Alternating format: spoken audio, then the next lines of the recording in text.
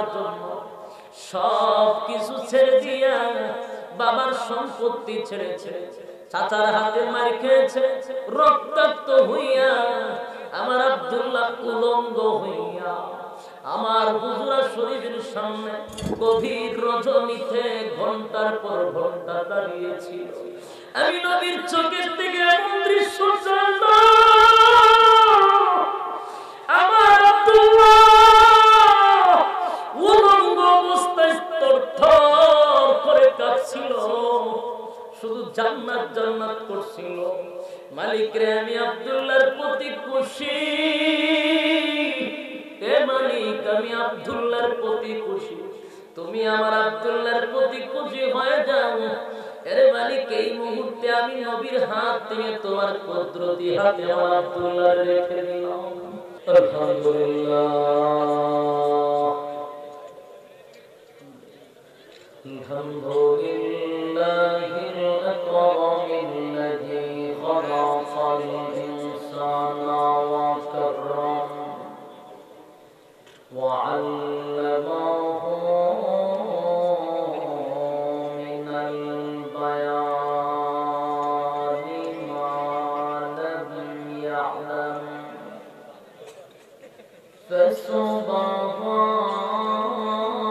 ফাসুবহানাল্লাযী লা ইহসা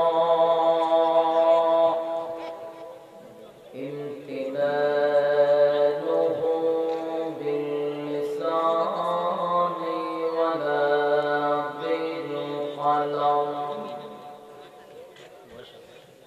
ওয়া নাশহাদু আন লা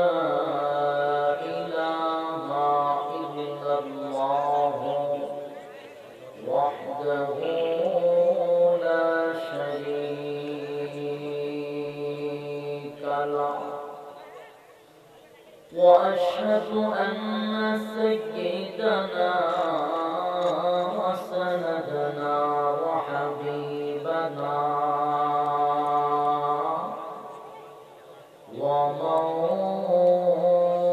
ومولانا محمدا عبد الله ورسوله أرسله بالحق بشيرا ونذيرا وداعيا إلى الله بإذنه وسراجا منيرا. أما بعد فأعوذ بالله من الشيطان الرجيم.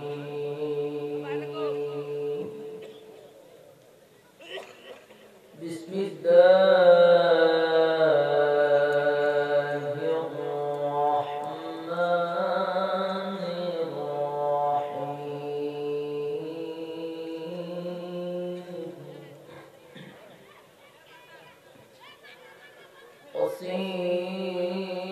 وسيق الذين اتقوا ربهم إلى الجنة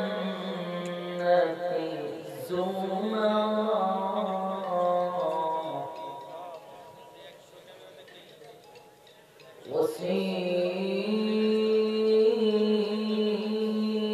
وسيق الذين اتقوا ربهم إلى الجنة زمرا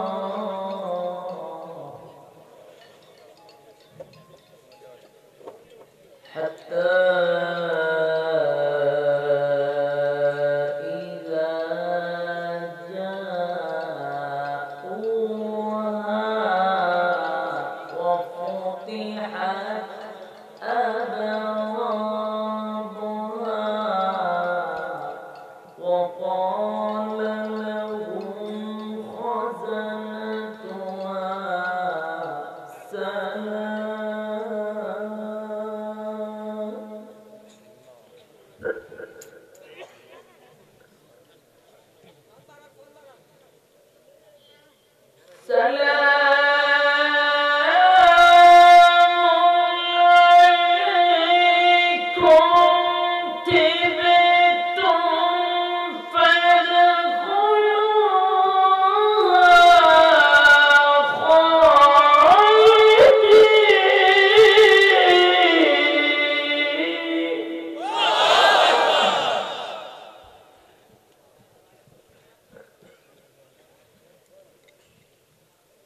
وقالوا الحمد لله الذي صدقنا وعده وأورثنا الأرض نتبوأ من الجنة حيث نشاء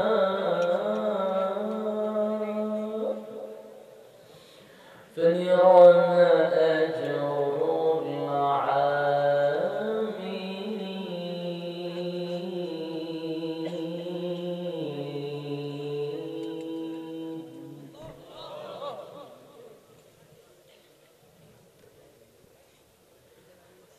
وترى الملائكة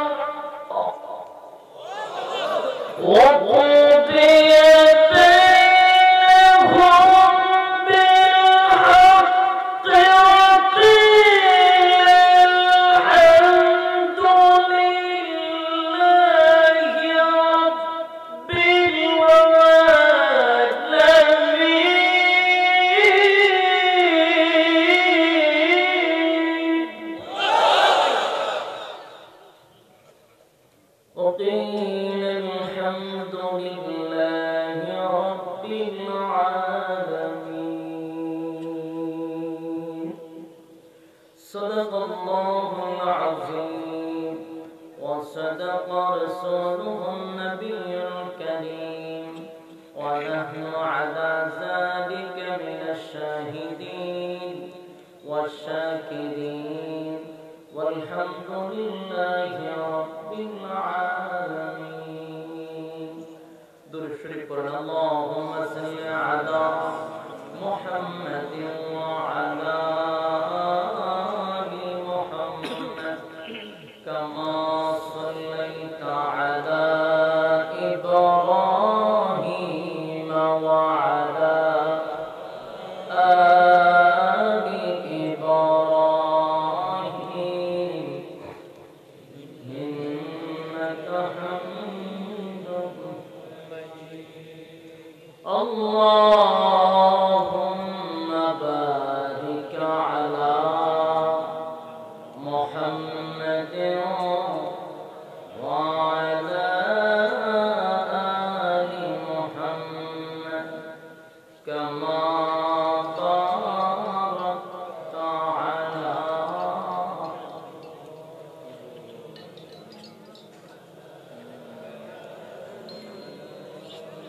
إنك حميد مجيد. نور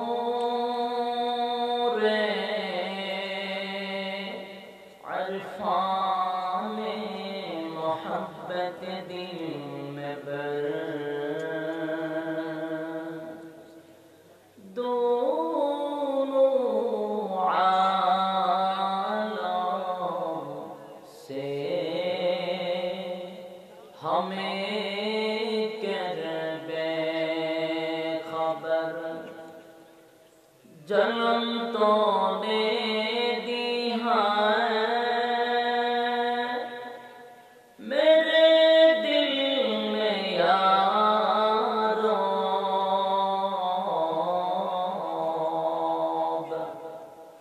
جنم کی دوا اب فی الارض خدایا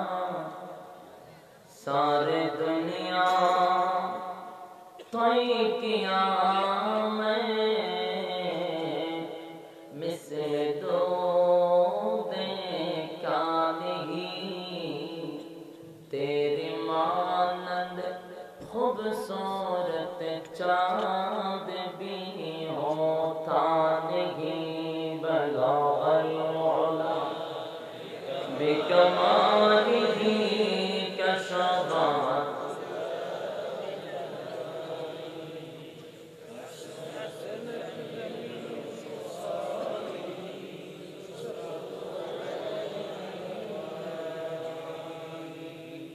بھکتی کا چمکے ستارہ حاضری کا ہو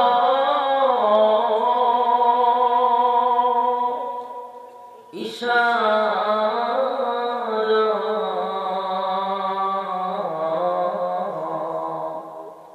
دیکھ کر روضے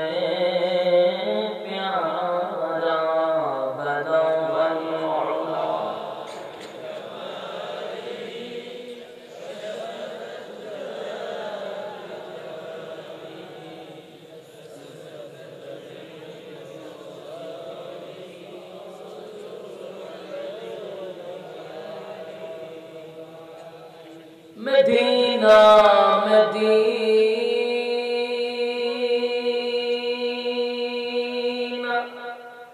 مدینہ مدینہ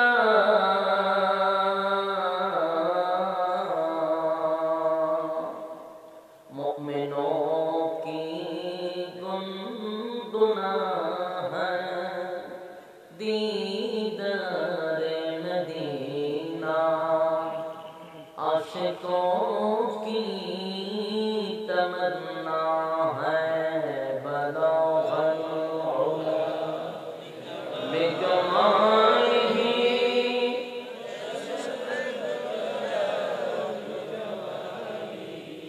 حسنت جمیع خصالہ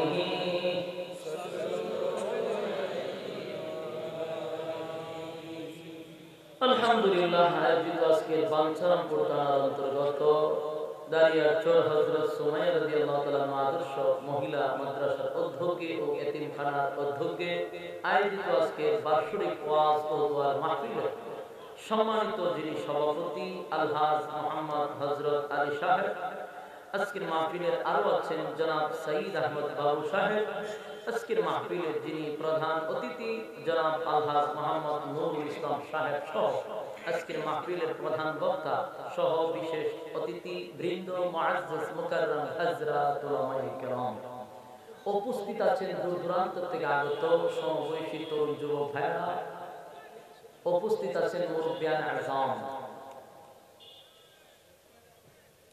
মাইকের আওয়াজ যতটুকু দূরে যাচ্ছে অবস্থানরত আছেন শ্রদ্ধেয় সম্মানিত মা এবং বোনেরা, সকলকে আমার অন্তরের অন্তঃস্থল থেকে জ্ঞাপন করছি মোবারক। সবটুকুন শুকরিয়া আল্লাহ সুবহানাহু ওয়া তাআলার দরবারে, যিনি আমাদেরকে সুস্থ অবস্থায় ফিতনা ফাসাদের যুগে মুসলমানের ক্লান্তি লগ্নে আপনাদেরকে উলামায়ে কেরামদের সহবতে জান্নাতি এক মজলিসে আসার যে সুযোগ করে দিয়েছেন, এই জন্য আসুন সকলেই আবনত চিত্তে হৃদয়ের আবেগ অনুভূতি উজাড় করে সমবেত কণ্ঠে একই সুরে সমস্বরে আওয়াজ দিয়ে বলে আলহামদুলিল্লাহ।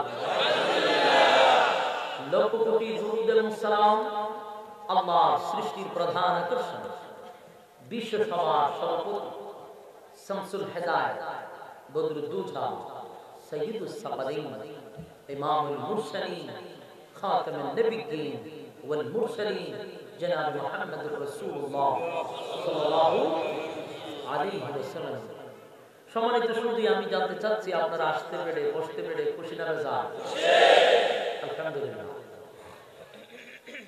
অত্যন্ত গুরুত্বপূর্ণ মজলিস এই জন্য, যেখানে কোরআন এবং হাদিসের কথাবার্তা বলা হয়। এটা সাধারণ কোনো মজলিস থাকে না, এই মজলিসটা অত্যন্ত দামি মজলিস হয়ে যায়। মাজালিসুল কোরআন মাজালিসুল্লাহ, এটা আল্লাহর মজলিস হয়ে যায়। যতক্ষণ পর্যন্ত বসা থাকবেন প্যান্ডেলটার ভিতরে, নাযালাত আলাইহিমুস সাকিনা, উপর থেকে রহমত নাজিল হইতে থাকবে।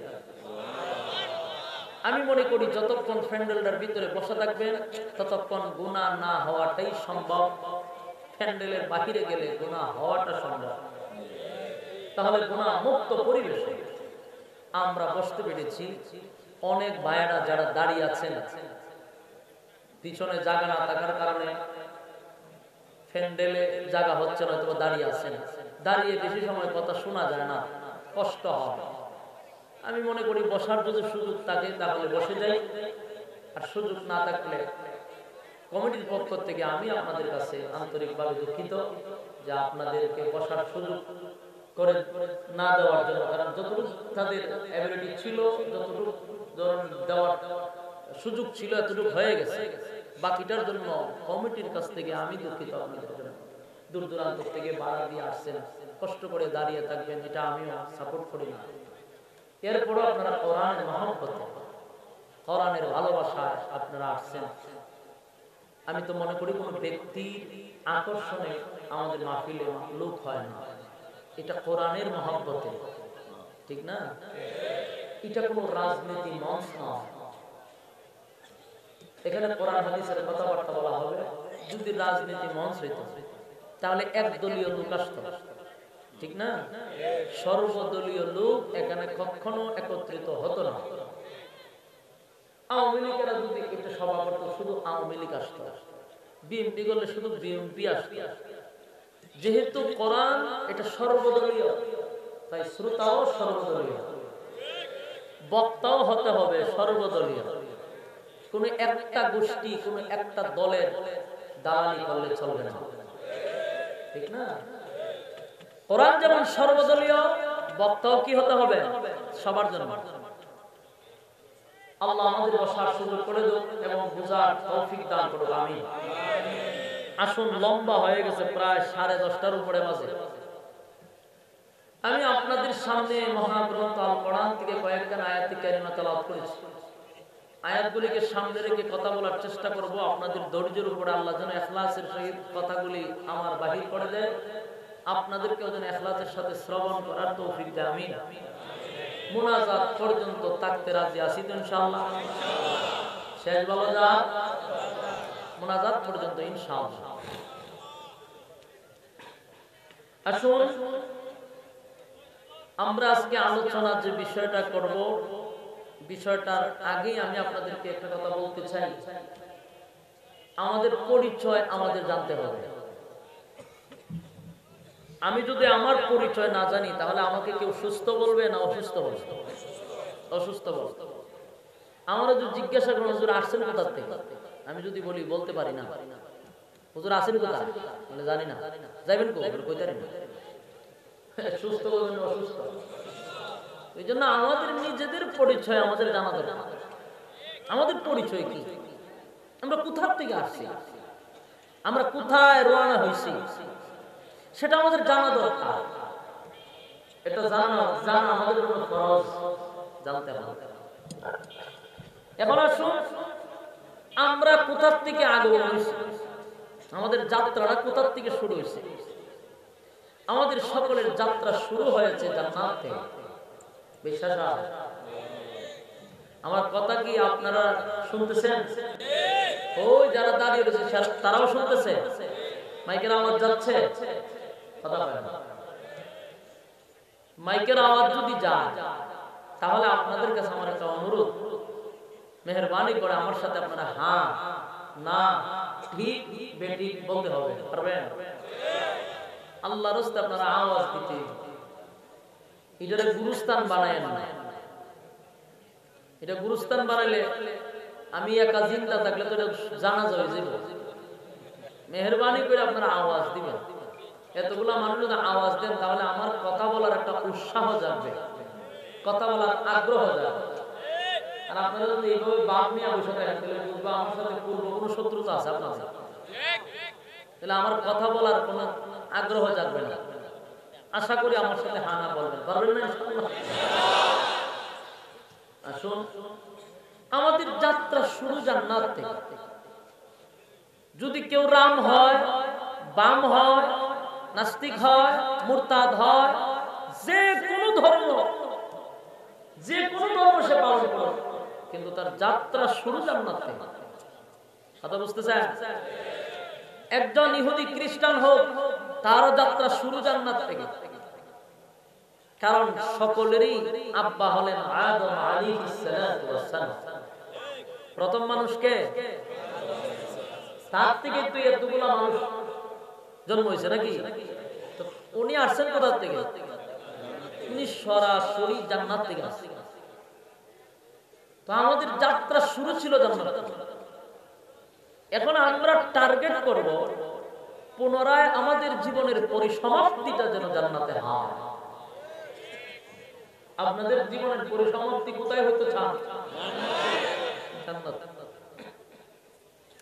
আসছি জান্নাত থেকে, টার্গেট থাকতে হবে আমার জান্নাতে যেতে হবে।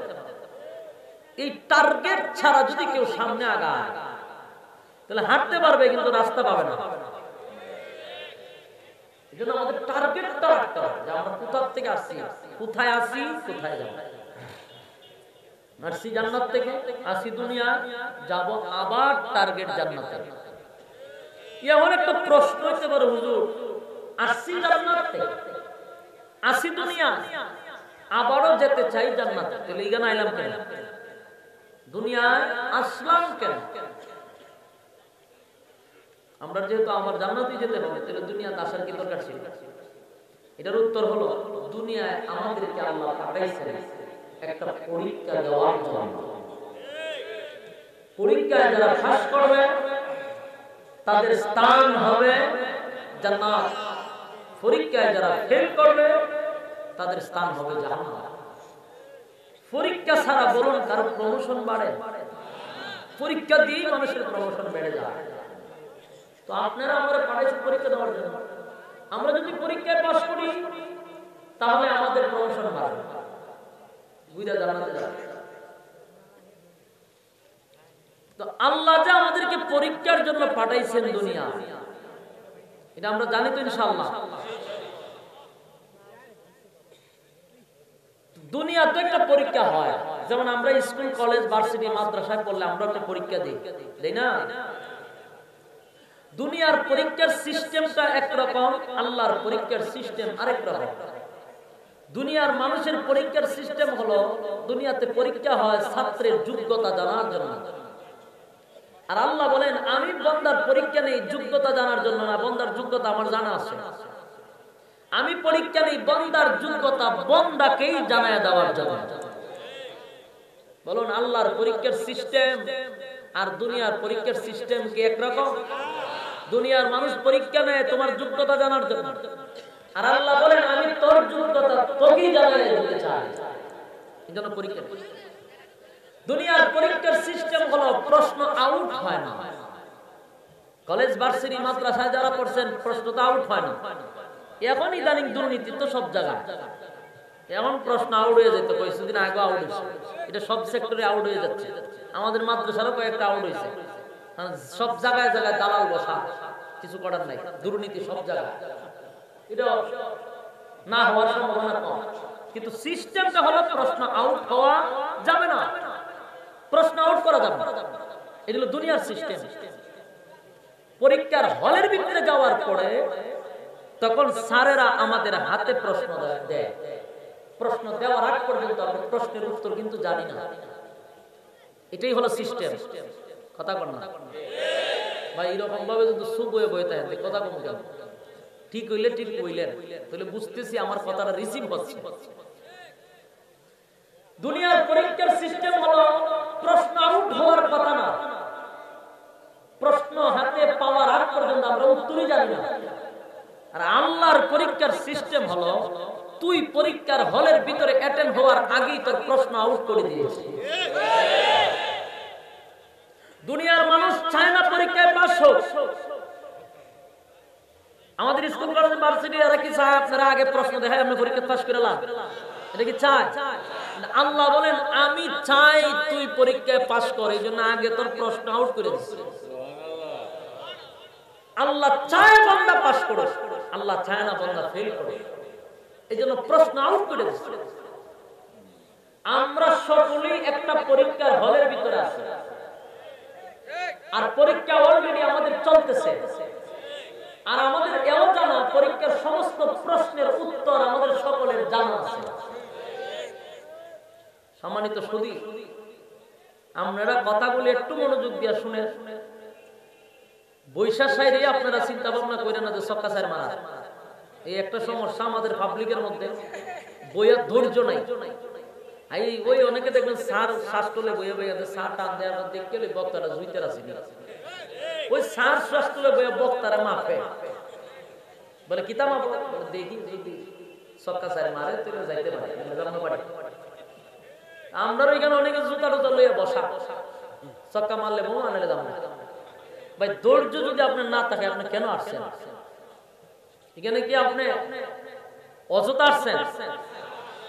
বিনোদন নেওয়ার জন্য আরামের ঘুমটা হারাম করে আসছেন? নরমাল বিছানায় আপনি বসে আছেন। এখানে অনেক মানুষ আমার থেকে দামি দামি মানুষ নরমাল বিছানায় বসে আছে। আমি যে উপরে বসছি কারণ আমি দামি না, আমার থেকে দামি মানুষও কিন্তু এখানে বসা। তাহলে আপনি এত কষ্ট করে এখানে বসছেন কিছু জানার জন্য না? তাহলে একটু মনোযোগ দেন, একটু মনোযোগ দেন এবং ধৈর্যের সাথে কথাগুলো শ্রবণ করেন। আশা করি কিছু বাড়িতে নিয়ে যেতে পারবেন। আলোচনার সিস্টেম হলো, ভূমিকা হলো ফাউন্ডেশন। ভূমিকাটা একটু মনোযোগ দেন, তাহলে সামনের আলোচনা বুঝতে সুবিধা হবে। সম্মানিত সুধী, পরীক্ষার হলের ভিতরে আমরা সবাই আছি, ঠিক না? পরীক্ষার হলের ভিতরে আছি। দুনিয়ার পরীক্ষার সিস্টেম হলো 3 ঘন্টা সময় দেওয়া হয়। 3 ঘন্টার ভিতরে পরীক্ষা দিতে হবে। 3 ঘন্টা পরে আপনি হলের ভিতরে থাকার কোনো অধিকার নেই। কথা না বলুন, 3 ঘন্টা পরে হলের ভিতরে থাকা যাবে না। একটা টাইম কিন্তু ফিক্স করা আছে, ঠিক না? আল্লাহ বলেন আমিও তোমাদের দুনিয়া নামক পরীক্ষার হলের ভিতরে পাঠাইছি, একটা টাইম ফিক্স করে দিয়ে দিয়েছি। 60 থেকে 70 বছর, 50 থেকে 20 বছর এরকম প্রত্যেককে সময় বেঁধে তারপরে হলের ভিতরে পাঠানো হয়েছে। বান্দা এর ভিতরে পরীক্ষা দেন। এই সময়ের ভিতরে যদি পরীক্ষা না দিতে পারো, সময় শেষ হলে পরীক্ষার হলের ভিতরে থাকার কোনো অধিকার নেই। আমরা কিন্তু পরীক্ষার হলে আছি, পরীক্ষা কিন্তু চলতেছে। প্রশ্নের উত্তরও কিন্তু আমাদের জানা আছে। জানা সত্ত্বেও যদি আপনি পরীক্ষার উত্তীর্ণ না হতে পারেন, আপনার কপালে পোড়া, আপনার কপাল পোড়া, আপনি নাফরমান। আপনি পরীক্ষার উত্তর জানেন, প্রশ্ন সব উত্তর আপনার জানা, এরপরে পাস করতেছেন, আপনার কপাল পোড়া না? কোন ছাত্র যদি প্রশ্নের উত্তর সব জানে, জানার পরে যদি হলের ভিতরে কয় না এগুলো পরে তোমাকে একটা গান লিখে বইয়ে বইয়ে, সে বসে বসে মমতাজের গান লিখতেছে, তারা কেউ বাধা দিব? পরীক্ষার হলে বাধা দেয়? কেন দেয় না? এটা সিস্টেম না। পরীক্ষার হলে প্রত্যেকটা ছাত্রের লেখার স্বাধীনতা আছে। সে চাইলে ভালো লিখতে পারবে, খারাপও লিখতে পারবে, সমান অধিকার। তাই স্বাধীনতা পাইয়া সঠিক উত্তর না দিয়া গান লিখতেছে। কেন লেখে? বলে বাধা তো কেউ দেয় না, স্বাধীনতা তো আমার আছে, গান লিখতেছে। তো পাশের একজন ভালো ছাত্র বলতেছে, ভাই প্রশ্নের উত্তর তো জানেন, তো গান লিখতেছেন কেন? আমি গান লিখি, তোর কি হয়েছে? ভাল্লের টেকা। কথা বুঝতেছেন? গান তো লিখতেছে। ভালো ছাত্র বললো, ভাই গান যে লিখতেছেন সময় তো নষ্ট হইতেছে, আমি তো উত্তর জানেন, লেখেন না কা? আমি গান লিখছি, তো তোর কি হয়েছে? ভাল্লের টেকা। কি হয়েছে এখন বলুন? এটার কোনো উত্তর আছে? উত্তর একটাই আছে, বলে তোর হইতো কি? উত্তর হলো তোর হইতো কি? হলের ভিতরে কি হওয়ার জায়গা? এখন যে গান লেখার কি হইছে, বলে তোর কিতা হইতো? পরীক্ষার হলের ভিতরে কি হওয়ার জায়গা? ঠিক তেমনি ভাবে আমরা দুনিয়া নামক পরীক্ষার হলের ভিতরে আছি। স্বাধীনতা আল্লাহ আমাদেরকে দিছে। স্বাধীনতা পাইয়া প্রশ্নের উত্তর জানা সত্ত্বেও আমরা চুরি, ডাকাতি, বদমাশি, সেঞ্চুরি, হ্যাঁ, সালচুরি, দানচুরি যা আছে, যত আকাম কুকাম, দিনের কাম, রাত্রের কাম, সব আমরা করতেছি। তো ভালো মানুষগুলা বলে, ভাই এগুলা কেন করেন? করছি তো কি হয়েছে? ভাল্লের টাকা। উত্তর তারও একই, বলে তোর ওই তো কি, তুই যে কস তোর কি হয়েছে, তোর হওয়ার জায়গা তুই জানা হয় না কেন? বলে এখানে তো শাসনের জায়গা না। পরীক্ষার হলের ভিতরে কি কেউ কাউরে শাসন করে? শাসনের জায়গা এটা না। তোর শাসন হবে যেদিন রেজাল্ট আউট হবে, যেদিন ফলাফল আউট হবে, সেদিন বুঝবি কি আসাম তুফান পরীক্ষার হলের ভিতরে করছস। এখন বড় গলায় হয় কি হইছে, ভাবলে টাকা।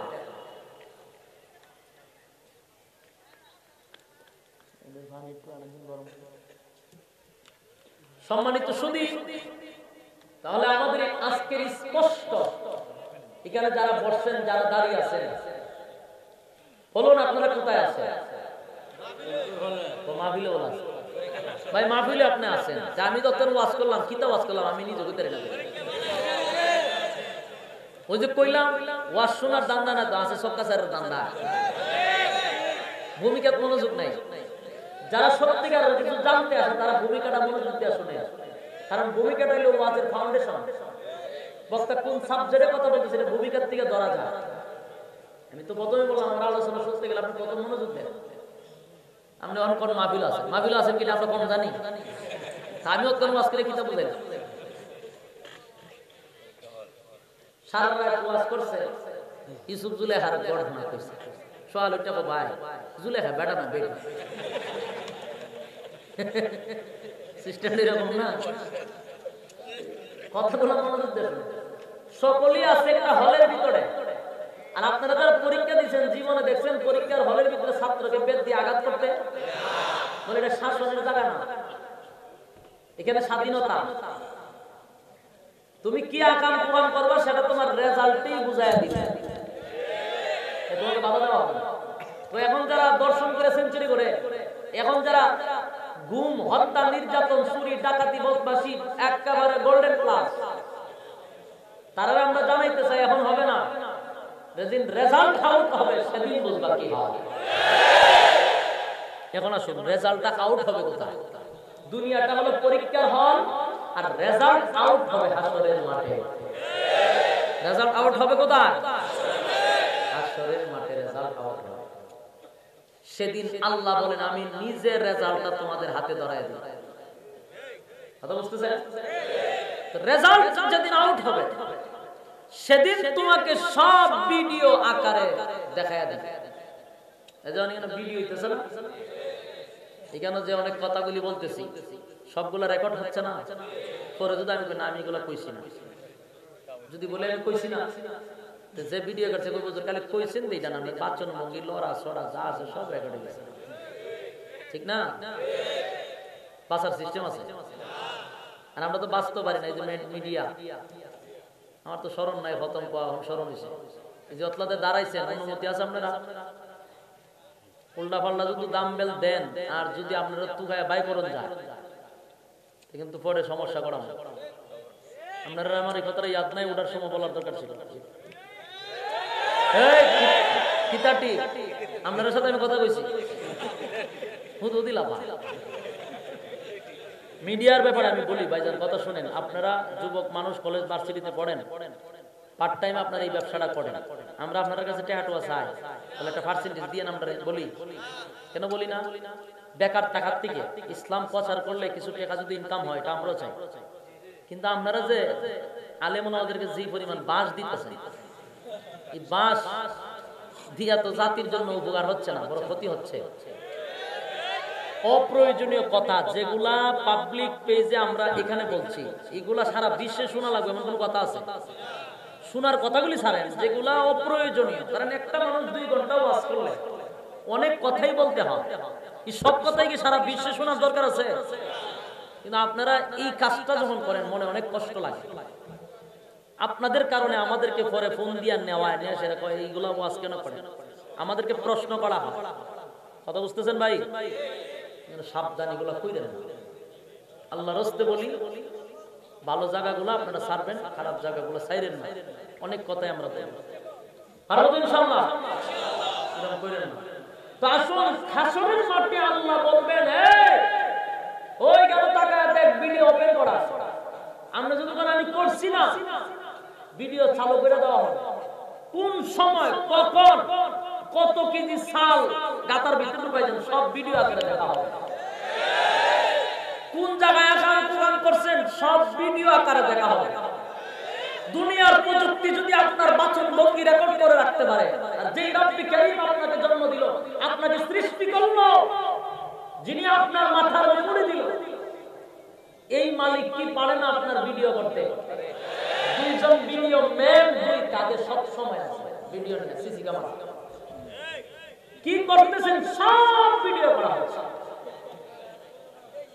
কথা বুঝতেছেন? এই জন্য আসুন কোন ধরনের ধোঁকাবাজি করার সিস্টেম নাই, আল্লাহর কাছে হিসাব দিতে হবে। ভাই কথা বলছেন চাচা খুব কষ্ট করে ওই যুবকরা দেখেন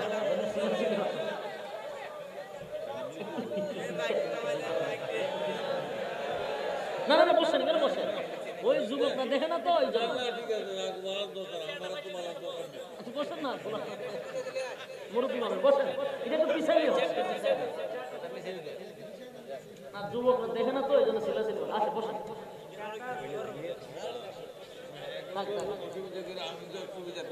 না বসেন।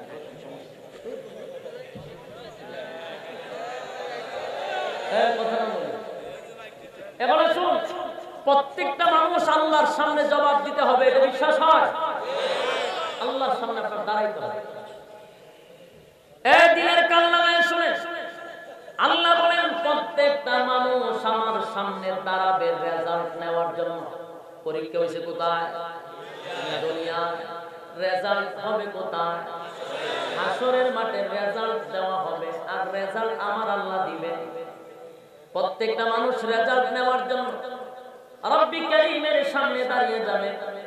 আল্লাহ বলেন প্রত্যেকটা মানুষ আমার সামনে দাঁড়াইতেই হবে রেজাল্ট নেওয়ার জন্য। এর যুবক আল্লাহর নবী বলেন প্রত্যেকটা মানুষ তার ফলাফল নেওয়ার জন্য ডান হাত বাড়াবে। কোন হাত বাড়াবে? ডান হাত বাড়াবে। আল্লাহ রাব্বুল আলামিন বলবেন ডান হাত যারা বাড়াইতে চায়, যে রাম হোক অথবা বাম হোক, ডানপন্থী হোক বামপন্থী হোক, সবাই কিন্তু ডান হাত বাড়াবে। নাফরমান যে সে কিন্তু বাম হাত বাড়াবে না, ইচ্ছা করে ডান হাত বাড়াবে। কিন্তু আমার মালিক সবাইকে ডান হাতে আমলনামার রেজাল্ট দিবে না। সবাই যদি ডান হাত বানায় কিন্তু ডান হাতে সবাই পাবে না। আল্লাহ রাব্বুল আলামিন বলেন দুনিয়াতে যারা পরীক্ষায় উত্তীর্ণ হয়েছে, যারা আমার রাসূলের রেখে যাওয়া ইসলাম পালন করেছে, যারা মন গড়া ইসলাম পালন করে নাই, তাদের জন্য আছে সুসংবাদ। যারা মন গড়া ইসলাম পালন করছে তাদের জন্য আছে দুঃসংবাদ। বলুন কার জন্য সুসংবাদ? যারা রাসূলের রেখে যাওয়া ইসলাম পালন করছে তাদের জন্য সুসংবাদ। যারা মন গড়া ইসলাম পালন করছে তাদের জন্য কি? এখন আসুন সুসংবাদটা দুঃসংবাদটা শুনি। রাসূলের রেখে যাওয়া ইসলাম যারা পালন করছে, আর একটা হলো মন গড়া ইসলাম। আমরা দেশে মন গড়া ইসলাম পালন করে না, কুরআন নাই, কুরআনে নাই, হাদিসে নাই, মন গড়া ইসলাম বেশিরভাগ চলতেছে। যদি জায়গায় ফাইসল কইছো বাবারা হয়ে গেছে, বাবাদের দোহাই দিয়ে ইসলাম চলে না। ইসলাম চলে তার কোরআন এবং সুন্নাহ অনুযায়ী। আল্লাহর রাসূল স্পষ্ট ঘোষণা করেছে আমার দান বাংলা ইসলাম, আমার রক্ত ঝরানো ইসলাম যারা ব্যতিক্রম কইরা মন গড়া নিজের বানানো ইসলাম পালন করবা, তোমাদের জন্য দুঃসংবাদ আছে। এর যুবক ভাই দিলের কান লাগায় কথাগুলি একটু শ্রবণ করি। কিয়ামতের মাঠে যারা রেজাল্ট নেওয়ার জন্য দাঁড়াবে, হাসরের মাঠে তো আল্লাহ রেজাল্ট দিবে, কিন্তু হাসরের মাঠে যাওয়া মাত্র রেজাল্ট দেওয়া হবে না। টানা 50,000 বছর সেখানে দাঁড়িয়ে থাকতে হবে। একদিন দুই দিন না। আল্লাহ পাক রব্বুল আলামিন এই দুনিয়ার পরীক্ষা যাদের শেষ হয়ে গেছে, পুনরায় আপনাকে আবার জীবিত করা হবে রেজাল্ট দেওয়ার জন্য, ফলাফল দেওয়ার জন্য আপনাকে আবার জীবিত করা হবে। এর যুবক ভাই, যখন মানুষগুলা ইসরাফিলের দ্বিতীয় সিংহায় ফুঁক দেওয়ার সাথে সাথে মানুষের ভিতরে রূহ আসবে, মানুষগুলো ওইটা দাঁড়াবে, যাদের যেখানে কবর দেওয়া হয়েছে ঠিক সেখান থেকে মানুষগুলা সোজা হয়ে দাঁড়াবে, দাঁড়ায় চতুর্দিকে তাকাবে, তাকাইয়া হাসরের মাঠের দিকে উলঙ্গ অবস্থায়, কলিজা পাটা পিপাসু অবস্থায় হাসরের মাঠের দিকে দৌড়াবে। আল্লাহ নবী বলেন, মানুষগুলো এত পিপাসা, এত পানির পিপাসা তাদের লাগবে, কলিজা পাটা পিপাসা, যদি পানি পান না করে হাসরের মাঠে যায় গো, জিহ্বাটা কুকুরের মতো বাহির হয়ে যাবে। আল্লাহর নবী বলেন, সুসংবাদ কার জন্য আর দুঃসংবাদ কার জন্য, দিলের কান লাগায় শোনেন। আল্লাহর নবী বলেন, হাসরের মাঠে যাওয়ার আগে আগে এই রাস্তা দিয়া যাওয়ার সময় মাঝখানে হবে হাউজে কাউসার নামক একটা জায়গা, যেটা আল্লাহর নবীর দায়িত্বে থাকবে। নবীজি সেখান থেকে পানি নিয়ে ওনার বরকতি হাতে তার উম্মতকে পান করাবে।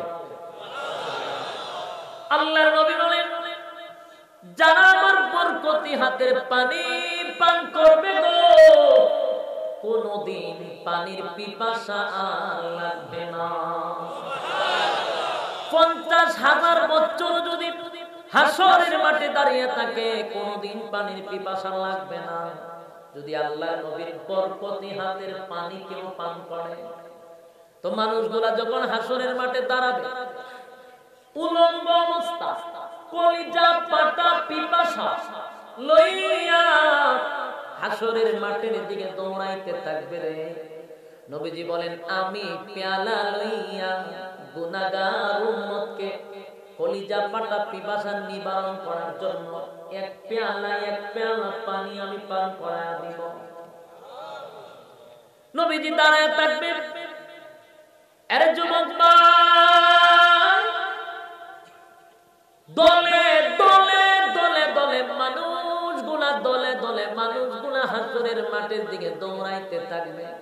কেউ পায়ে হেঁটে যাবে, কেউ বিভিন্ন সোয়ারি হইয়া তারপরে যাবে, কেউ আবার গইরাইয়া গইরাইয়া যাবে। আমলের উপরে ডিপেন্ড করবে আপনার যাত্রা। কথা বুঝতেছেন?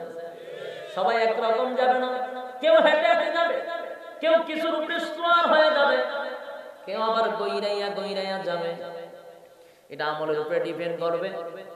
নবীজি বলেন, আমি আমার উম্মতকে পানি পান করানোর জন্য হাউজে কাউসার নামক পাড়ে দাঁড়িয়ে থাকবো।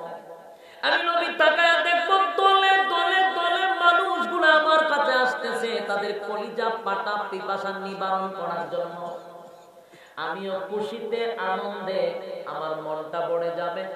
এতগুলা উম্মত, কোটি কোটি কোটি উম্মত, নবী উম্মতেরা যখন দলে দলে আসতে থাকবে, নবীজি আনন্দ, আমার উম্মতগুলো আমারে চিনতে পেরেছে, আমিও তাদেরকে চিনতে পেরেছি। নবীজি আনন্দের সাথে পেয়ালা দিয়া পানি পান করাইতে থাকবে। হঠাৎ করে তাকায়া দেখবে অসংখ্য উম্মত নবীরে দেখা পাগলের মতো দৌড়ায় আসতেছে। এর যুবক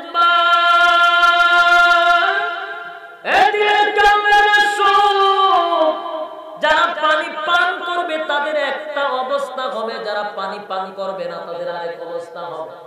অবস্থা কয়টা? পানি পান করলে এক অবস্থা, পানি পান না করলে আরেক অবস্থা। মানুষগুলা দলে দলে নবীর কাছে আসতেছে। যখন একেবারে কাছাকাছি নবীর চলে আসলো, হঠাৎ করে তাকায়া দেখে গো, উপর থেকে বিশাল একটা পর্দা উম্মতের মাঝখানে, নবীর মাঝখানে পড়ে গেছে। এখন নবী আর উম্মতকে দেখে না, উম্মতেরাও নবীরে দেখে না। আল্লাহর নবী তাকায়া দেখে মাঝখানে পার্টিশন হয়ে গেছে। এবার নবী চিৎকার দিয়ে বলে, তুমি তোমাকে হাউজে কাউসার নামক নিয়ামত দিলে গো, আমার গুনাহগার উম্মতের কলিজা পাটা পিপাসা নিবারণ করার জন্য। এই হাউজে কাউসার নামক নিয়ামত তুমি কোন নবীরে দিছো না, আমারে দিলা আমার উম্মতকে পানি পান করানোর জন্য। এ আমি প্যারা লইয়া গুনাহগার উম্মতকে পানি পান করাবো, প্যালাটা লইয়া দাঁড়িয়ে আছি উম্মতের মুখে পানি তুলে দিব, কিন্তু আমার উম্মত আগ্রহের সাথে আমার সামনে হাজির হইল, আমিও পানি পান করাবো। এমন অবস্থায় কেন মাঝখানে পার্টিশন ফালাইয়া দিলা? এমন অবস্থায় মাঝখানে কেন তুমি পর্দা ফালাইয়া দিলা? আমি তাদেরকে দেখি না, তারা আমার দেখে না গো। এর মালিক তুমি না বললাম আমার গুনাহগার উম্মতরে আমি পানি পান করানোর জন্য? এই হাউজে কাউসার নামক পানিটা এত দামি পানি, এত দামি পানি রে, এটা দুধের চেয়েও সাদা একটা পানি, মধুর চেয়েও মিঠা, মিষ্টি আম্বরের চেয়েও এটার ঘ্রাণ অনেক বেশি। এই পানি যদি একবার কেউ পান করতে পারে আর পিপাসা লাগবে না। এই বরকতপূর্ণ পানি আমার নবী পরিচালনা করবে। যারা পানি পান করে হাসনের মাঠে যাবে, সূর্যের তাপ তাদের শরীরে লাগবে না, আরশের ছায়ার নিচে তারা স্থান পাবে। জোরে জোরে কোন সুবহানাল্লাহ। যাদের পানি নসিব হবে না, উপায় নাই, আল্লাহর নবী ব্যথায় ব্যথিত হইয়া কান্দে আর বলে, মালিক রে, মাঝখানে কেন তুমি পার্টিশন দিলা? তখন আমার আল্লাহ জবাব দেয়, হাবিব, আমি যা জানি আপনি তা জানেন না গো, আমি যা জানি আপনি তা জানেন না গো নবী। আমি কেন আপনার উম্মতের মাঝখানে আর আপনার মাঝখানে পার্টিশন দিলাম জানেন? তার কারণ হলো, ওগো নবীজি, আমি চাই না তারা যেন আপনার বরকতে হাতের পানি পান করে। আমি আল্লাহ চাই না। আরে যুবক ভাই, আমার মালিক বলে চাই না রে, তাহলে আমার মালিক কতটুকু সন্তুষ্ট তোমার আমল করে? আল্লাহ বলেন, নবী গো, আমি চাই না তারা আপনার বরকতে হাতের পানি পান করো। কারণ নবী গো, আমি আল্লাহ এই জন্য চাই না আপনার রক্ত মাখা ইসলাম, আপনার দাম দাম ভাঙা ইসলাম তারা বিকৃত করে, নিজের মতো মন গড়া ইসলাম তারা পালন করছে, আপনার রেখে যাওয়া ইসলাম তারা পালন করে নাই। কি বুঝলেন? মন গড়া যারা ইসলাম পালন করে তাদের কপালে কি হাউজে কাউসার আছে? আল্লাহ বলেন, মন গড়া ইসলাম তারা পালন করছে। আল্লাহর নবী তখন বড় কষ্ট লাগবে, বড় ব্যথা পাইব। নবী বলেন, উম্মতেরা রে, আমি নবীর দোয়া অথবা বদোয়া কবুল ছিল। আমি যদি আল্লাহর দরবারে দোয়া করতাম, মালিক রে ইসলামটা কায়েম করে দাও, আমার আল্লাহ ইসলামটা কায়েম করে দিত, ঠিক নেই? কিন্তু আমি দোয়া করে ইসলাম আনছি না, আমি নিজের শরীরের রক্ত ঝরাইয়া আমার মালিককে খুশি করছি, ইসলাম কায়েম করছি। ডাইরেক্ট দোয়া কইরা তারপরে ইসলাম আনি নাই। ও যুবক ভাই, বলেন না, আমার নবী দোয়া করলে ইসলাম কায়েম হইতো কিনা? তাহলে নবী দোয়া করলেন না, রক্ত দিলেন। নবী বলেন, আমার শরীরের তাজা রক্ত আমি ঢালছি জমিনে, ইসলাম কায়েম করছি রক্ত দিয়া। নবী রক্ত দিছে, সাহাবায়ে কেরামরা রক্ত দিছে ইসলামের জন্য। এ যুবক ভাই, আমার প্রশ্ন করার, নবী কেন রক্ত দিল গো? যেই নবীর শরীরে একটা মশা মাছি জীবন বসত না, সেই নবী শরীরের তাজা রক্ত জমিনে ঢালছে, ইসলাম নামক বৃক্ষটাকে জিন্দা করছে নবীর রক্ত দিয়া। এখন প্রশ্ন হলো, ইসলাম কি শুধু মিষ্টি দিয়া হয়? জিলাপি দিয়া, এর বিরানি দিয়া, আর ফিরাগি দিয়া, তসবি দিয়া, পাগড়ি দিয়া, আমরা মনে করি, কেউ কেউ মনে করি বড় একটা পাগড়ি লাগাইলাম, হাতে একটা তসবিহ নিয়ে হক মাওলা বললাম, ইসলাম কায়েম হয়ে গেল। আরে না, শুধু ফিরাকি দিয়ে ইসলাম হয়ে গেল? আল্লাহর নবী তোমার থেকে বহুত বড় বুজুর্গ ছিল, ঠিক নেই? আল্লাহর পরে যার সম্মান ছিল, সেই নবীও কি বুজুর্গগিরি দেখাইতে পারতো না? তুমি আর আমি তসবিহ একটা লইয়া, পাগড়ি একটা লইয়া, হক মাওলা কইয়া ইসলাম পালন করে ফেলাইলাম। তাহলে আমার নবী কেন রক্ত দিল? নবী রক্ত দিয়া বোঝায়া গেল উম্মতেরা রে, শুধু দাড়ি টুপি পাগড়ি আর তসবির মধ্যে ইসলাম সীমাবদ্ধ না। ইসলাম জিন্দা করতে গেলে, ইসলাম নামক বৃক্ষটাকে বাঁচায়া রাখতে হলে শরীরের তাজা রক্ত দিতে হয়। শুধু বিরিয়ানির মধ্যে, জিলাপির মধ্যে, মিষ্টির মধ্যে ইসলাম নয়, দাড়ি আর টুপি আর পাগড়ির মধ্যে ইসলাম নয়। মাশাআল্লাহ, আমরা মনে করি সুবহানাল্লাহ সুবহানাল্লাহ পড়তেছি, হাত দিয়ে একটা আছে সুবহানাল্লাহ আছে, ইসলাম কায়েম হয়ে গেছে। এরকম যদি হইতো তাহলে আমার নবী 27টা যুদ্ধে অংশগ্রহণ করতেন না। 27টা যুদ্ধে নবী অংশগ্রহণ করেছেন সেনাপতি হিসাবে। শুধু ফিরাকি করছেন না, খানকাত বৈশা, ডিমের আলী বলছে না, খানকাত বৈশা। আমরা তো খানকাত বৈশা গেলে ডিমের আলী বলি, কত মুরগির থেকে কত ডিম আসলো। এইভাবে ইসলাম কায়েম হয় নাই। আজকে অধিকাংশ খানকা আছে যেগুলো থেকে ইসলামের আন্দোলন হয় না, শুধু পেট পূজারি আর নিজের ব্যবসা ডেভেলপ করার জন্য। তুমি যদি পীর হয়ে থাকো, খানকাত থেকে আওয়াজ বাইর হওয়া দরকার। আমরা এমন এক পীর চাই যিনি খানকাতে পীর থাকবে, ময়দানে বীরের মতো লড়াই করতে হবে। সুফিগিরি পীরের কোনো দাম নাই। আমার রাসূল খানকাতে পীর ছিল, ময়দানে সেনাপতি ছিল, ঠিক কিনা বলেন? এমন পীর দরকার। ডিমের আলীগণ, তাও সব মুরগির ডিম না, কালো মুরগির ডিম আনিস, এটা না হলে বর্ণনা সুন্দর করে পড়া যায়। তো কালা একটা মুরগি আনিস, কালা মুরগ সারাই, কালা ছাগল আনিস, এটা বাটকারের সিস্টেম। কে রে, তুই কালা মুরগি খাইতে গেলে সুরা কিনে খাইতে আসছ না, মুরিদানে কালা মুরগি তো লজ্জা করে না, তুই কিনে খাইতে পারছ না, কালা ছাগল লইয়া আস। আর যত ডিম আছে ইতায়ের, আর ডিম আইতো না কেন, মহিলাদের সাথে বায়াত বেশি। ডিমের কালেকশন করতে হলে মহিলাদের সাথে আমার সম্পর্ক থাকতে হবে, এরা মহিলাদের সাথে সম্পর্ক বেশি, তার ডিমের বেশি, এর কাছে ডিমের সাপ্লাইও বেশি। এরপরে আমাদের দুঃখ ছিল না, ডিম খা, খালা মুরগি খা, খালা ছাগলও খা, অসুবিধা নাই, অন্তত পক্ষে একটা হুঙ্কার দিস, ঠিক কিনা বলেন?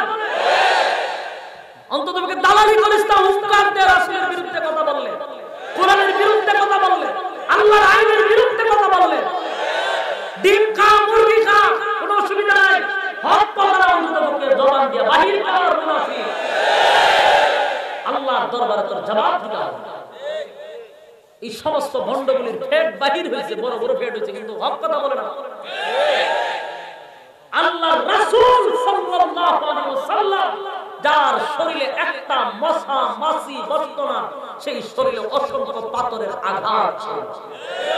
তোমার মতো রাসূল ফিরাকি করলে পারতো না? নবী তো রক্ত জড়ানোর দরকার ছিল না, কেন জড়াইলো?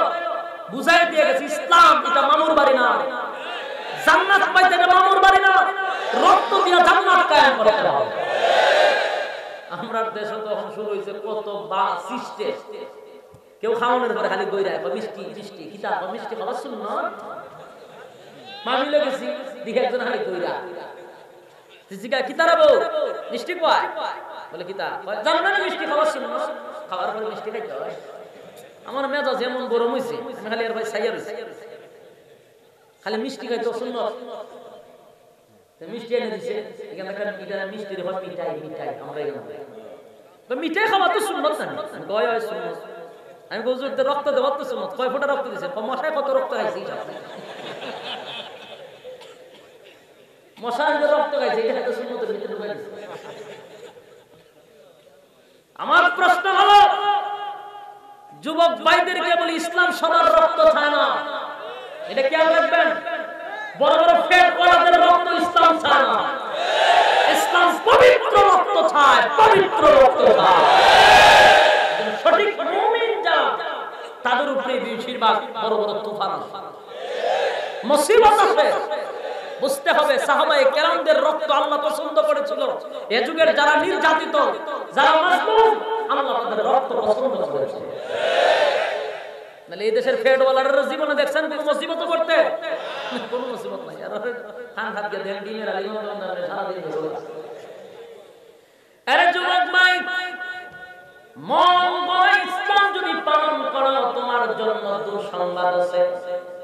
দুনিয়াতে সুসংবাদ হতে পারে, কিন্তু হাসরের মাঠে বড় ভয়ঙ্কর। আল্লাহ বলেন, নবী গো, আপনি রক্ত দিয়ে ইসলাম কায়েম করে আসছেন, আর আপনি দুনিয়া থেকে বিদায় হওয়ার পরে তারা বিরানির ফুটলা টান দিয়া সিরা ইসলাম কায়েম করছে। কেক কেটে ইসলাম কায়েম করছে না। সাহাবায়ে কেরামদের ইতিহাস থেকে আমাদের শিক্ষা করা দরকার, শিক্ষা নেওয়া দরকার। নবীর জন্য জীবন দিয়া রক্ত দিয়ে ইসলামটা তারা রেখে গেছে আমাদের কাছে, আর আমরা ইসলাম পাইয়া মন গড়া ইসলাম পালন করলাম। কত কুসংস্কার আমাদের দেশে চালু, উদ্যাপন করা। কথা বুঝতেছেন? যেন আমি আজকে আপনাদেরকে বলবো, বিশেষ করে এখানে অসংখ্য যুবক বেশি বৃদ্ধ থেকে, ঠিক না? ওয়াজ হইব যুবকদের, ওয়াজ কি বৃদ্ধদের হবে না? ও যুবকদের বলে, বৃদ্ধদের হইতো না কেন? বলে হাসরের মাঠে আল্লাহ যৌবন কালের হিসাব নেবে। যৌবন কালে 80 বছরের বুড়ার হিসাব নিত না আল্লাহ, নিব যৌবন কালের হিসাব। তাহলে আমি যখন 80 বছরের বৃদ্ধরে ওয়াজ করি, একই গুইরা আবার যৌবন কালে আসতে পারবো? ওয়াজ করতে হবে যেদিন যৌবন কালে এখন আছে। কারণ এই সময়টা যদি আল্লাহর রাস্তায় লাগায়, তাহলে যৌবন কালটা হিসাব নেওয়ার সাথে সাথে দেখবে আল্লাহর রাস্তায় আছে। কিন্তু এখন যে অবস্থা, যদি আল্লাহ যৌবন কালের হিসাব নেয়, আল্লাহ হিসাব রাখতে দেখবে হুদা ফেসবুক আর ফেসবুক যৌবন কাল। যৌবন কাল গাইডটা দেখবে হুদা ফেসবুকে খাতা পুরাটা বুকি।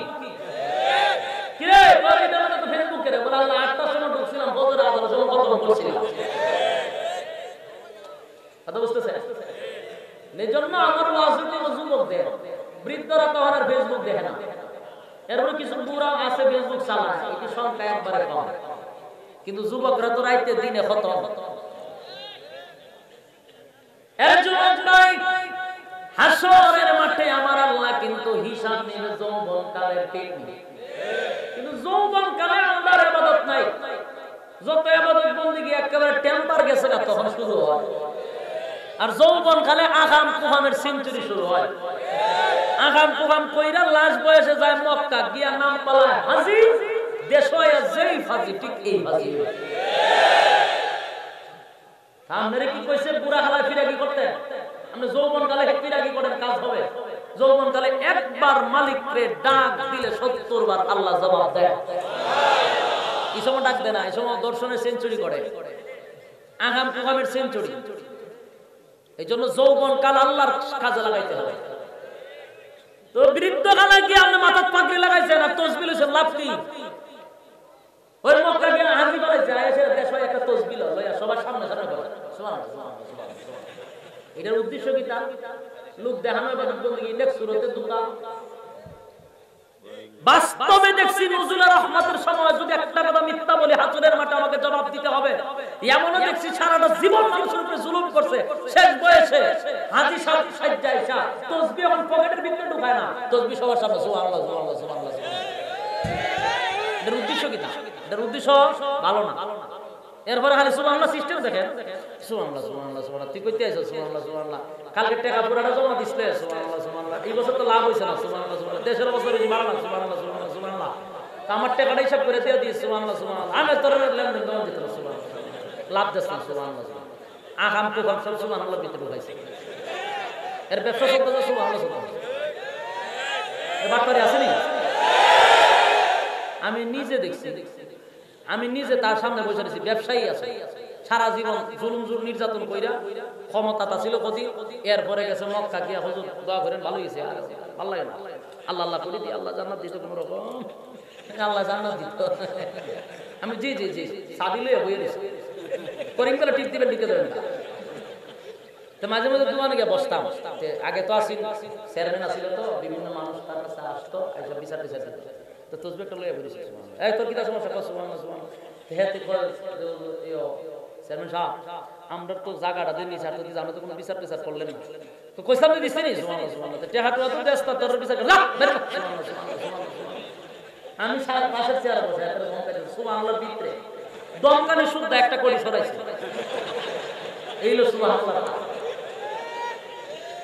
এই বলেন এই যে একটা বাপ দোষ এটা কি আল্লাহরে খুশি করার লাগিয়া না নেক্সট সুরতে দুকা দিবার লাগিয়া মানছে কইতো না লোকটা ভালোই আছে ওনের কাছে কিছু টেহা তখন যায় টেহা তুই আসলে নিতে সময় কষ্ট যে আসলে কই না দে বলে আমরা সুবহানাল্লাহ দোষিলে বলে সুবহানাল্লাহ ভিতরে এইসব করছি ঠিক নেই আমার কথা হলো তওবা শব্দের অর্থ হলো ফিরে আসা আপনি কোন সময় ফিরে আইবেন টেম্পার কাছে পড়ে যে সময় একেবারে সে অকেজো শয়তানে ফাইটার ব্যাটারির যত সাজ আছে আমি সব নিছি গা ওখানে ফিউজ ব্যাটারি এটাতে আমার কোনো কাজ হয় না ওখান সাইডে জামরা তো যারা মনে যেটা করে আমি আর আসল টাইম লয়ে গেছি যৌবন কালটা শয়তানে পুরাটা চুষা খাইয়া গেছে চুষা খাইয়া দেখলাম তার রস নাই আর ফেলে গেছে কথা আমার তোর যে কোনো কাজ না তো আমরা দেশের তওবার সিস্টেম কি জানেন বিরক্ত হইতেছেন আপনারা আমার কথা বাস্তবের সাথে মিলাইবেন দেখবেন মিলেনি আমাদের দেশের তওবার সিস্টেম হলো তওবা শব্দের অর্থ হলো ফিরে আসা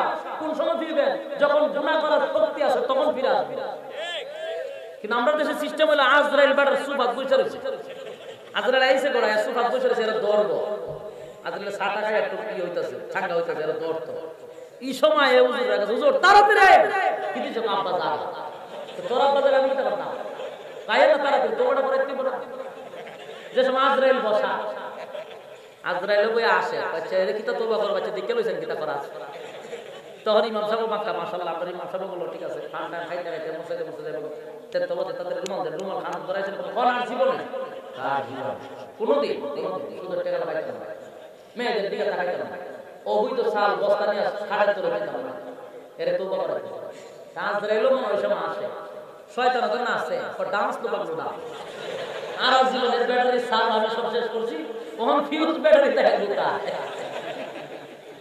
শয়তানে হাসে জন্য যে হেজে কইলো আর মেয়েদের দিকে তাকাইতো না এ ভালো তে ব্যাপারে ঘুরে গেল না একটা আজরাইলে কই এখন গলা ফাড়া দিব এই সময় যে তেরা তওবা করে এরকম হয় কিনা তোমার সময় কি তওবা আজরাইলের ধরে রইছে গলার মধ্যে সিফাত এই সময় তওবা করে আর করতাম না তো আজরাইল করামু না আসরের মাঠে যায় লই কেন ঠিক আছে তোরে করামু এজন্য আমি বলি যৌবন কালের হিসাব আল্লাহর কাছে দিতে হবে যুবক ভাই তোমার যৌবন কালটা আল্লাহর রাস্তায় দাও যৌবন কাল যদি আল্লাহরে দাও বৃদ্ধ কালে যদিও আমার আল্লাহর গোলামি না করতে পারো আল্লাহ তোমারে ফ্রি সার্ভিস দেয়া দিব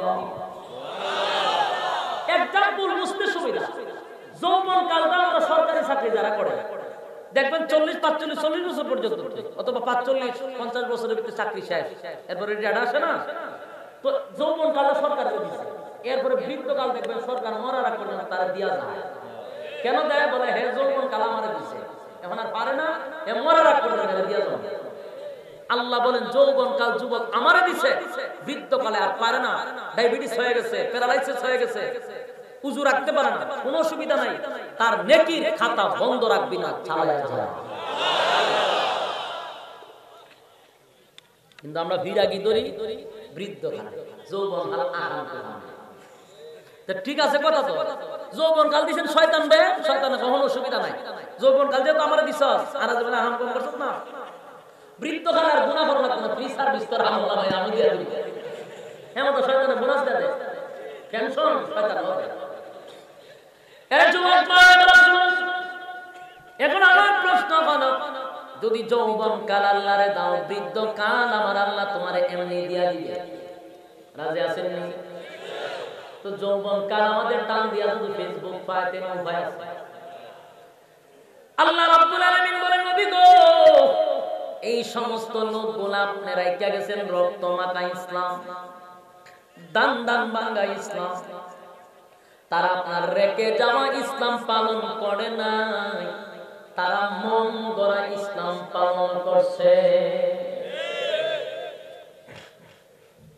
আল্লাহ নবী বড় ব্যথা পায় আরে ব্যথায় ব্যথিত হইয়া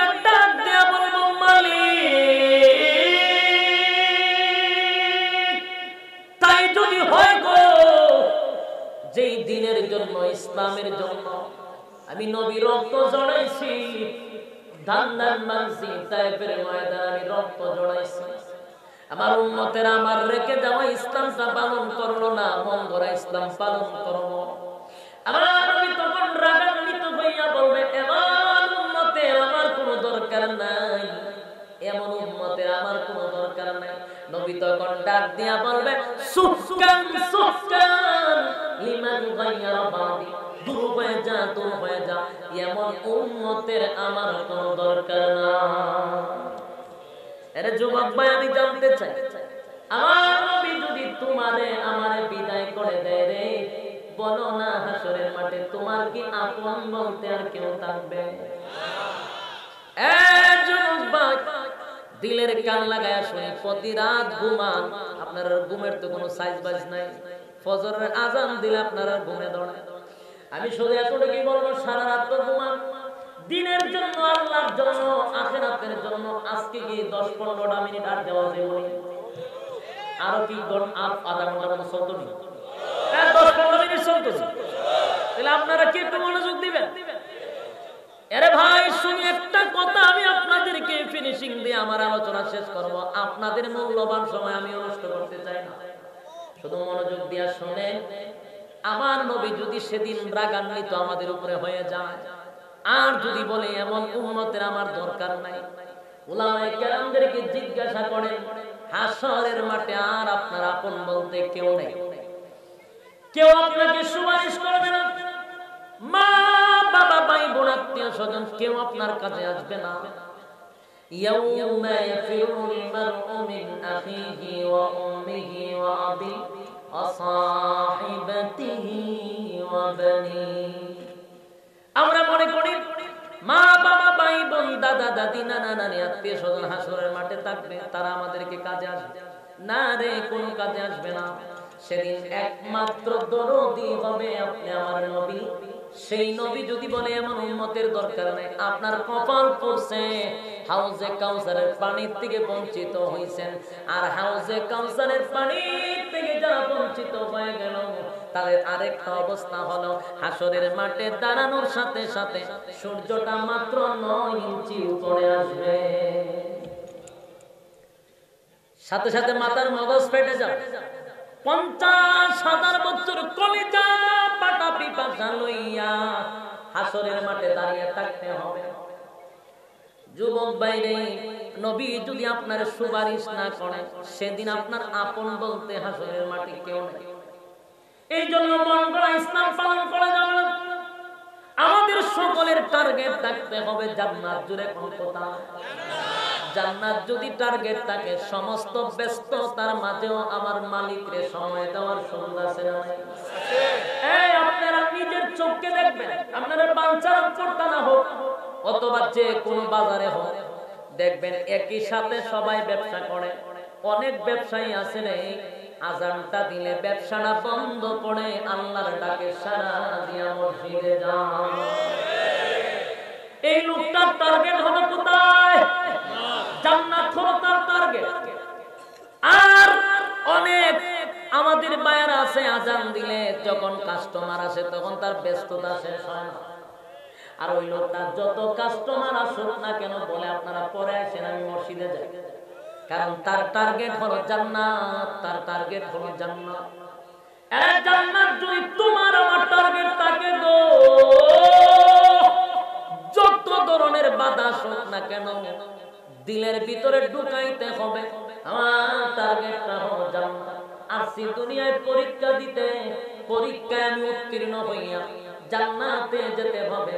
জান্নাত আমাদের টার্গেট, জান্নাত আমাদের টার্গেট।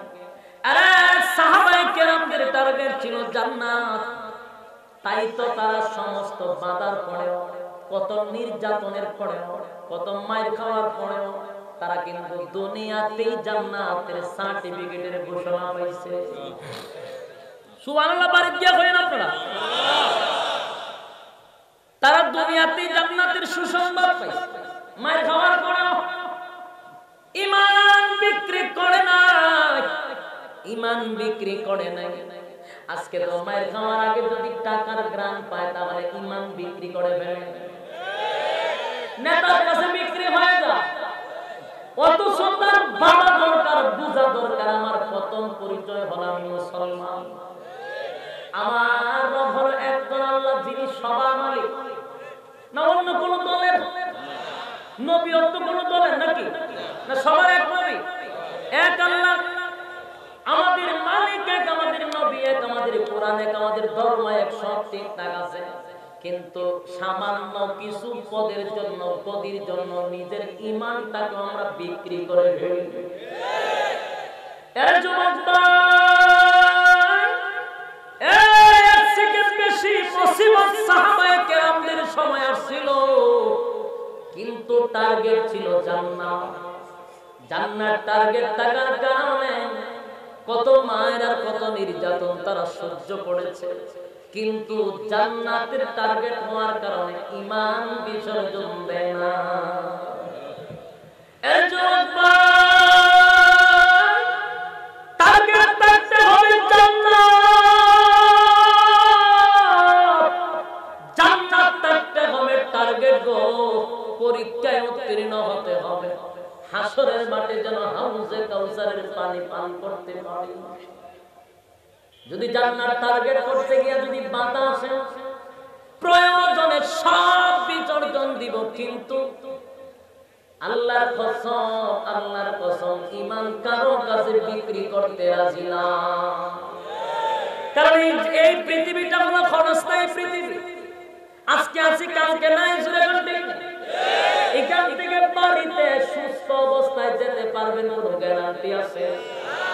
আমার আপনার জীবনের কোনো গ্যারান্টি নাই। কিন্তু মরার পরে পরকালের জিন্দেগির শুরু আছে, কোনো শেষ না। এই কিছুদিনের জিন্দেগির জন্য পরকালের ক্ষণস্থায়ী, পরকালের সারা জীবন যেটা আপনার অর্জন করবেন, চিরস্থায়ী ভোগ করবেন দিয়া পরকালে। পরকালের চিরস্থায়ী জীবনটাকে প্রাধান্য বেশি দিতে হবে। কথা হয় না? এই জন্য ঈমান বিক্রি করা যাবে না, ঠিক কিনা বলেন? এই জন্য কোন সময় মালের উপরে আঘাত আসতে পারে, কোন সময় জানের উপরে আঘাত আসতে পারে। আল্লাহর নবীর একজন সাহাবী ছিল, ঈমানটা টিকে রাখার জন্য কত পরীক্ষা আসছে। একজন সাহাবী, বাবা অনেক ধনী ছিল, ব্যবসা বাণিজ্য ছিল। বাবাটা মারা গেল, চাচা তার দায়িত্ব সব বহন করল। টাকা পয়সার কোনো অভাব ছিল না, কিন্তু আল্লাহর নবীর সহবতে গিয়া নবীর এত ভালোবাসছে রে, নবীর হাতে কালেমা পড়া মুসলমান হয়ে গেছে। গোপনে গোপনে ভিতরে অনেক দিন রাখছে, কিন্তু এটা আস্তে আস্তে প্রকাশ হয়ে গেছে। তার চাচা ডাক দিয়া বলে, আব্দুল রাজ্জাক, বল তুই কি মুহাম্মদের কাছে যাস? গণ গণ দেখলাম কালেমা পড়ছস নাকি? বলে না। পরে যখন কালেমা পড়ছে, আরেকদিন জিজ্ঞাসা করছে, কালেমা পড়ছস? বলে পড়ছি। তুই না না করলি? বলে তখন আমি কালেমা পড়ি নাই, শুধু যাইতাম আর আসতাম। তুই কালেমা পড়লি কেন? বলে ভালো লাগছে পড়ছি। আব্দুল রাজ্জাক, তুই জানোস না এর পরিণাম কত ভয়ঙ্কর হবে? আব্দুল রাজ্জাক বলেন, আমি জানি এর পরিণাম বড় খারাপ হবে, কিন্তু কোনো অসুবিধা নাই। চিরস্থায়ী জীবনের জন্য ক্ষণস্থায়ী জিন্দেগিটাকে বিসর্জন দিতে পারবো।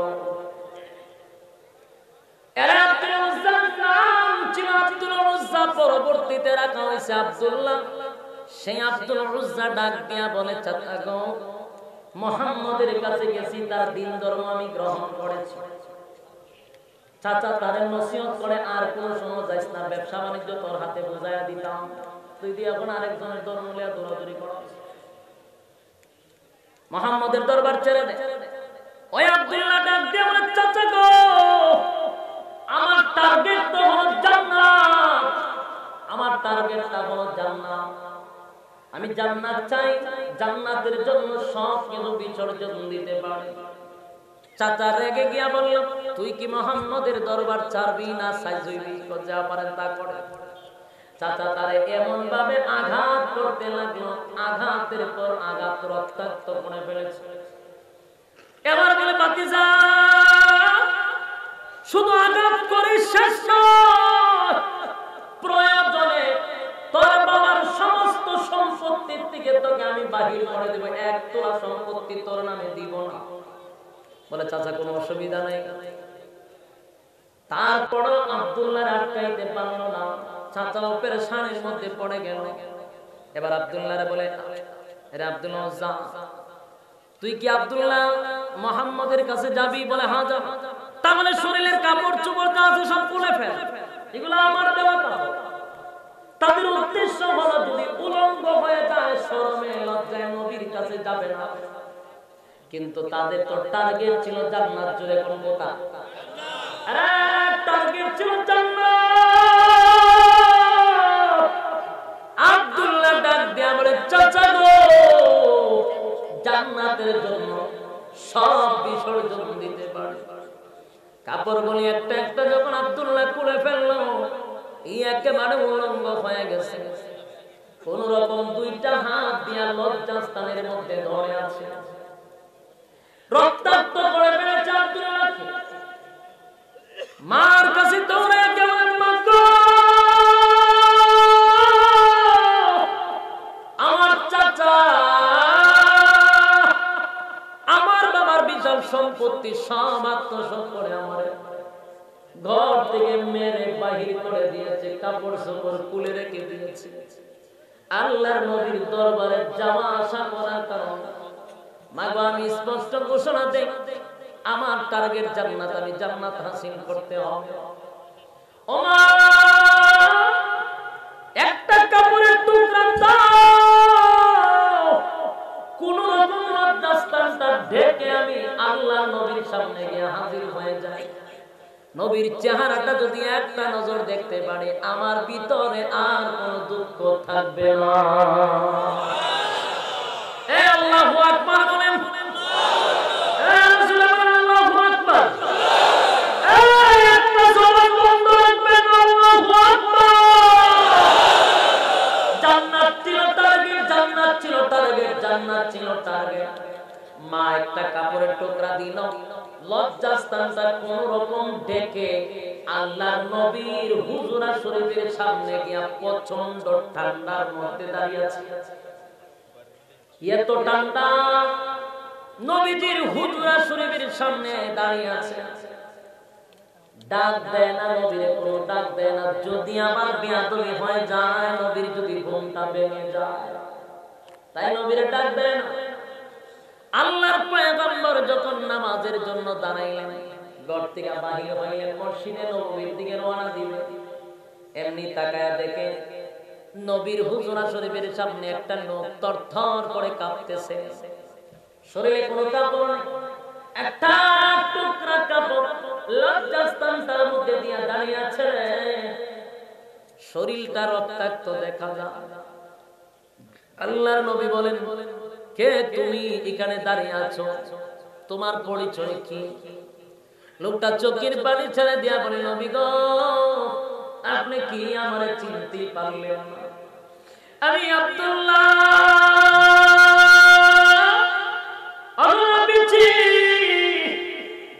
আপনি আমার নামটা পরিবর্তন করেছেন, আমার নাম ছিল আব্দুল উজ্জা, আপনি তো নামটা রেখেছেন আব্দুল্লাহ। আল্লাহর নবী বলে, আব্দুল্লাহ রে, বুঝলাম তো কথা, কিন্তু তুমি উলঙ্গ কেন? শরীরে রক্তাক্ত কেন? এরকম অবস্থায় প্রচন্ড ঠান্ডার মধ্যে তুমি কেন দাঁড়িয়ে আছো? আব্দুল্লাহ কান্দে আর বলে, নবী গো, অপরাধ তো একটাই, আমার যে টার্গেট জান্নাতে, আমি জান্নাতে যেতে চাই, জান্নাত চাই গো নবী। আপনার কাছে আসা যাওয়া করার কারণে আমার চাচা আমারে বড় মারধর করেছে। চাচার প্রস্তাবে রাজি না হওয়ার কারণে আমারে বাবার সম্পত্তির থেকে বাহির করেছে। আমার চাচা বলেছে, হয় আপনার দরবার ছেড়ে দিতে, আর না হয় আমার চাচার জায়গা ছেড়ে দিতে। নবী গো, আমি জান্নাতের জন্য দুনিয়ার সব ছেড়ে দিতে পারি, তাই আমি আপনার কাছে চলে আসবো। এমন সময় আমার চাচা আমার কাপড় চোপড় গুলি খুলে রেখে দিয়েছে, আমার উলঙ্গ করে আপনার কাছে যেন আমি না আসি লজ্জা।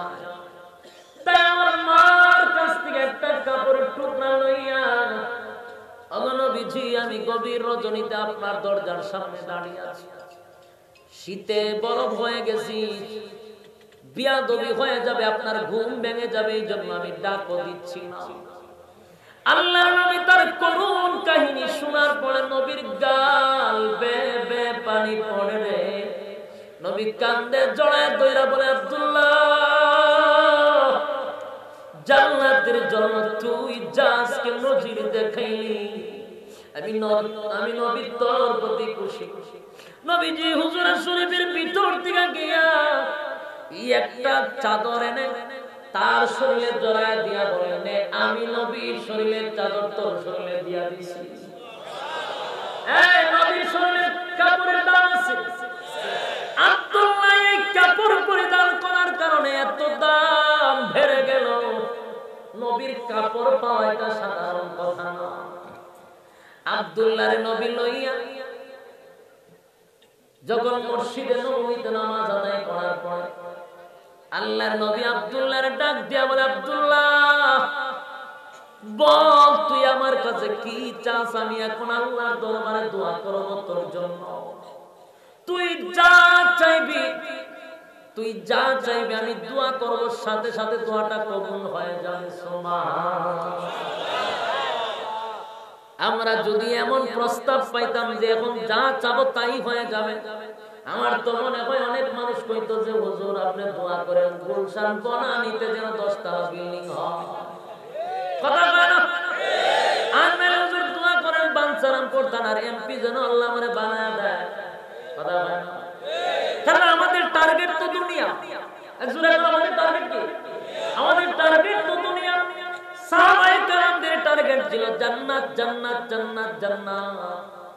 আল্লাহর নবী বলেন, বল তোর জন্য কি দোয়া করব।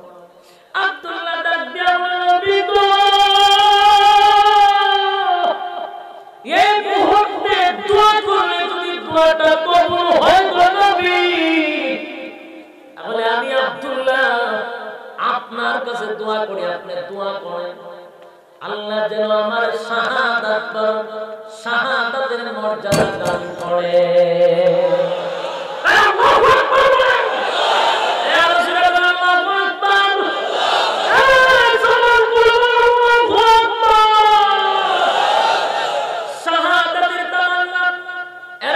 শাহাদাতের জন্য নবীর কাছে দোয়া চাও।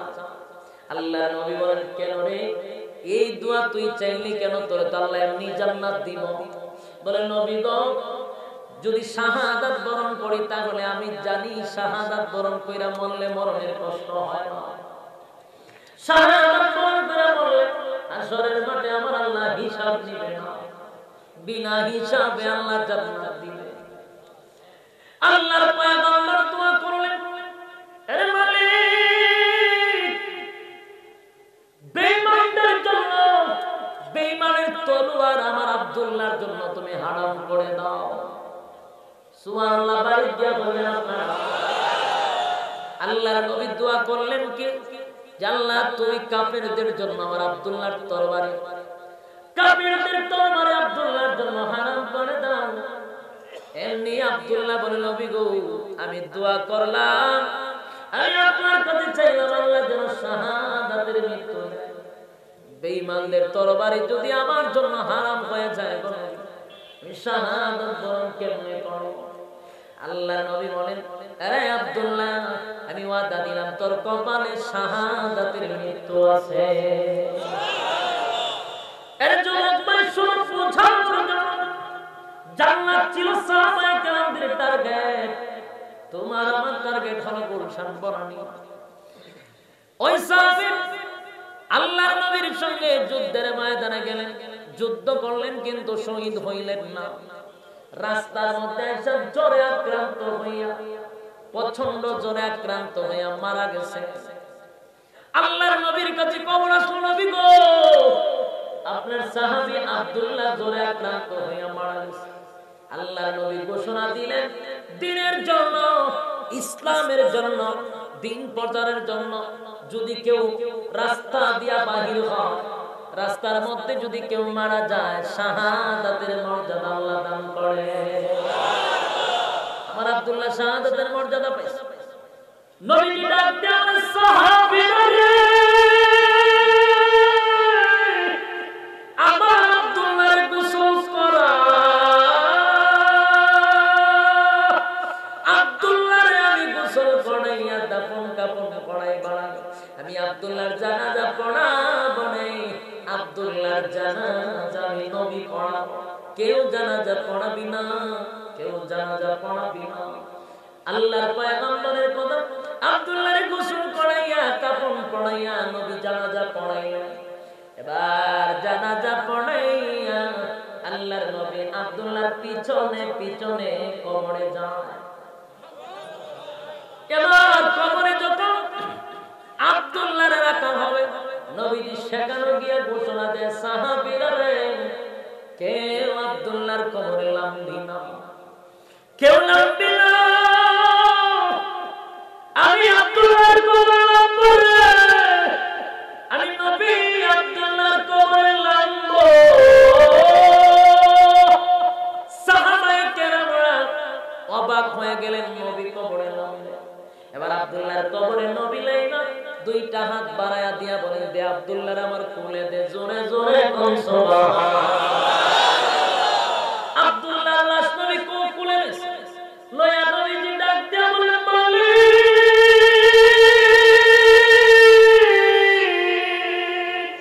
আমার আব্দুল্লাহ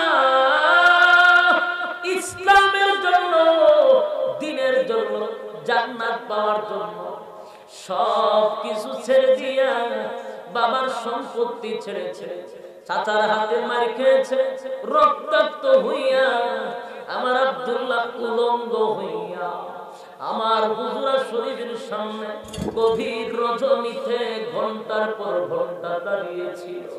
আমি নবীর চোখের থেকে এমন দৃশ্য চলল, আমার আব্দুল্লাহ উলঙ্গ অবস্থায় থরথর করে কাঁপছিল, শুধু জান্নাত জান্নাত করছিল। মালিক রে, আমি আব্দুল্লাহর প্রতি খুশি, এ মালিক আমি আব্দুল্লাহর প্রতি খুশি, তুমি আমার আব্দুল্লাহর প্রতি খুশি হয়ে যাও। এরে মালিক, এই মুহূর্তে আমি নবীর হাত থেকে তোমার কুদরতি হাতে আমার আব্দুল্লাহ রেখে দিলাম। এ ভাই, এই দৃশ্যটা দেখার পরে সাহাবায়ে কেরামরা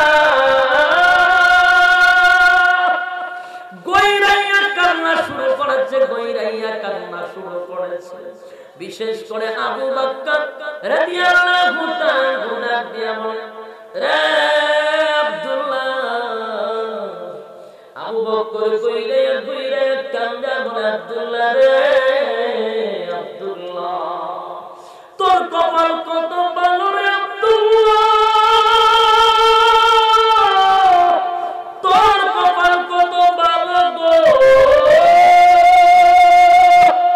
যেই জায়গার মধ্যে নবী বলে আল্লাহ আমি রাজি, তুমিও আব্দুল্লাহর প্রতি রাজি হয়ে যাও। আব্দুল্লাহর এই লাশটা যদি তোর না হইয়া আমি আবু বকরের লাশ হইতো, কত না ভালো ছিল। এর যুবক ভাই, ওই সাহাবায়ে কেরামদের টার্গেট ছিল জান্নাত। জান্নাত যদি টার্গেট থাকে গো, সমস্ত ব্যস্ততার মাঝে আমার মালিক রে খুশি করা সম্ভব, ঠিক কিনা বলে? আল্লাহ বলে, বান্দারে, যেদিন রেজাল্ট নেওয়ার জন্য আমার কাছে আসবি, বান্দা ডান হাতটা বাড়াবি কথা ঠিক, কিন্তু তোর ভিডিও প্রকাশ হয়ে যাবে। সেদিন আমি আল্লাহ ডান হাতে রেজাল্ট দিব না, তোরে বাম হাতে রেজাল্ট দিব, কিন্তু স্বাভাবিক ভাবে দিব না। বাম হাতটারে বুক বরাবর ছিদ্র করে পিছন দিকে ঢুকাইয়া তারপরে তোরে রেজাল্ট দিব। এর বান্দা রেজাল্টটা বাম হাতে দিব, তারপরে দেখার জন্য গাটটা মস্কাইয়া ভেঙে পিছনের দিকে নিয়ে যাব। গাটটা ভেঙে দিব, মস্কাইয়া ভেঙে পিছনে নিয়ে যাব।